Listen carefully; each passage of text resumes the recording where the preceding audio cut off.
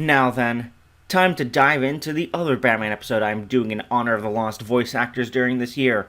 Arlene Sorkin was covered last time in her wonderful performance in Harlequinade as the best Harley Quinn, so this time we're going to do an episode featuring Richard Moll, and also Malachi Throne, who has actually been in a couple big things like Batman Beyond, Avatar The Last Airbender, Star Trek The Next Generation, and even in Adam West's Batman as the villainous Falseface. Falseface coming back in a Two-Face episode definitely doesn't sound like a coincidence. Whether it is or isn't, it's nice to see an old Batman actor come back for an animated counterpart. And today, we will be covering the final episode of the Batman the Animated Series, because it is a Two-Face episode. Now, you're probably asking, why don't you do Two-Face's origin episode, since this is the first time you are talking about an episode he's in? So let's jump into Judgment Day. Our story begins with the Penguin and Killer Croc getting heated over a diamond sale before the man himself shows up and gets a much better offer than Killer Croc. Man, it just isn't his time anymore. First, his cute, doll-sized girlfriend tries to kill everyone in Gotham, and now he's only getting $50,000 on a diamond he most likely stole. Immediately after leaving, though, a strange judge-like figure shows up. Though Penguin tries to argue for his innocence, as he was never made aware the diamond was stolen, so he's not doing anything illegal. But this judge man isn't having it. Also this I am the law. Has the same feeling as this. I am the Senate. This judge begins to chase him before the judge just sends a penguin statue on the penguin in a case of fun irony before he's able to get away. The news reports on the critical condition of the penguin, given, a giant penguin statue just fell on him. And Bruce doesn't seem to take kindly to this new vigilante or Alfred's jest about him being an associate of his, while a politician gives praise to the judge. See, this is what years of Batman will do to you as a population. After a while, you just come to accept the vigilantes delivering justice in a way that normal processes can't. But we cut away from all this back to Killer Croc, who is now breaking into an armored car on the quest for more money. But somehow, I have to say, the judge finds him and attacks him with a giant gavel to enact his own taste of street justice. This time, Batman intervenes to save Croc from a painful or actually potentially deadly fate. However, the judge escapes. The politician from earlier shows up yet again as he gives information to the judge, and we see him acting as sort of a mirrored version of Gordon with the judge as his Batman. The judge gets back on the news after successfully stopping the Riddler, with his politician friend subtly making a threat to Two-Face, which causes him to, become a bit worried. So, Batman breaks into Two-Face's place to warn him, but both of them realize that his place has actually been trapped by the judge, which then proceeds to be flooded with poisonous gas. Even Dent's secret exit has been blocked off, and only he knows about it. So Batman has to improvise and blows up the vent and apartment building to, break open the windows and burn the gas at the same time, so they can have fresh air and live. Sometime after waking up, Batman confronts the politician as he's worried about the judge killing someone, given his 3 publicized fights against Penguin, Killer Croc, and Riddler have all caused major injury. But the politician fires back about how people probably don't really care if they did die. Far from it, they might even welcome it, as the real problem is the criminals always being put behind bars but breaking out sometime later. A real critique levied at the Batman a lot, but it's also not meant to be a dig at him.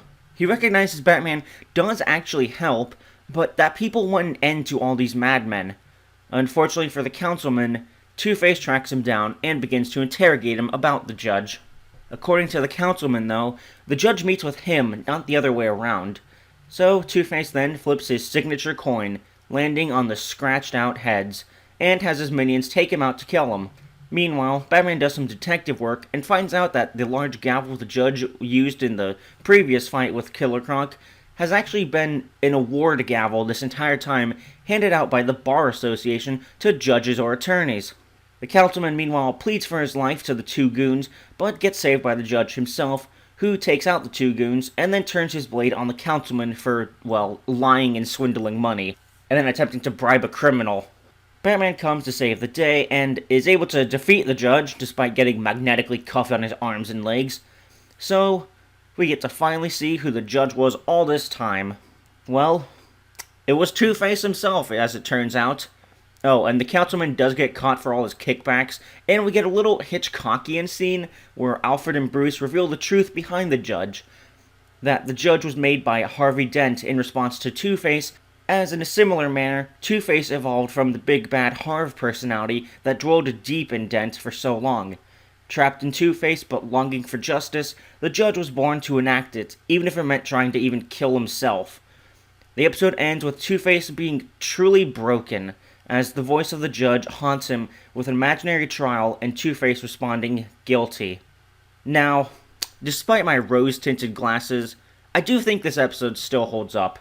Pacing is a bit iffy as we get closer to the end of the episode, and arguably it is a bit of a weak episode to end a series on, but I still enjoyed it. The judge himself does quite well to show himself as a legitimate threat, as he is relentless and brutal in his pursuit of justice and acting as a foil to Batman. He prioritizes the outcome rather than trying to send them to Arkham with the chance of them getting redeemed at some point. Not only that, but the judge is also outfitted with some gadgets and weapons of his own, like the poisonous gas trap, the magnetic cuffs, an actual sword, and the gavel, and also the ability to pull the Batman disappearing act somehow. The councilman bringing up the judge's popularity is also a part of this foiling. The reason people like Batman is because he puts a stop to the villain's plans, but him not killing or brutalizing them is partially the issue. With how many times the Joker alone creates massive threats, people can no longer accept the idea that maybe he can be redeemed, and that a permanent solution may be necessary to save the people from more hardship like him. How many more must be threatened before the Joker goes even more over the edge, basically? The judge, on the other hand, is out for names or hospital rooms. His attack on Penguin put him in the hospital. He almost killed Killer Croc by sending him off the bridge, and the Riddler is most likely hospitalized after having a giant book drop on him. So, of course people will rally behind a champion that is willing to do more than throw them in Arkham or jail so they can just break out at another time. Also, Batman never really counters this lot, but I've actually come to realize it's not a critique.